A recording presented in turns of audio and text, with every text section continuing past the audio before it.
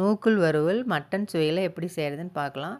அதுக்கு ஒரு பாத்திரத்தை ஸ்டவ்வில் வச்சு தண்ணி மஞ்சத்தூள் சேர்த்து வேக வச்சு எடுத்துக்கலாம். இப்போ ஸ்டவ்வில் ஒரு கடாய் வச்சு அதில் மல்லி, ஜீரகம், மிளகு, சோம்பு, மிளகாய் எல்லாம் சேர்த்து நல்லா வறுத்து ஆற வச்சு அரைச்சிக்கலாம். இப்போ வெங்காயம், எண்ணெய் சேர்த்து வெங்காயம் சேர்த்து சின்ன வெங்காயம் சேர்த்துக்கிறேன். பூண்டு, இஞ்சி, கருவேப்பிலை சேர்த்து அதையும் வதக்கி எல்லாமே ஆறட்டுன்னு தனித்தனியாக அரைச்சி எடுத்து வச்சுக்கலாம். இப்போ ஸ்டவ்வில் ஒரு கடாய் வச்சு 2 டேபிள் ஸ்பூன் எண்ணெய் சேர்த்துருக்கேன். அதில் 1/4 டீஸ்பூன் ஜீரகம் சேர்த்துருக்கேன். ஜீரகம் பொரிட்டுன்னு நம்ம அரைச்ச வெங்காயத்தை சேர்த்து நல்லா வதக்கிக்கலாம்.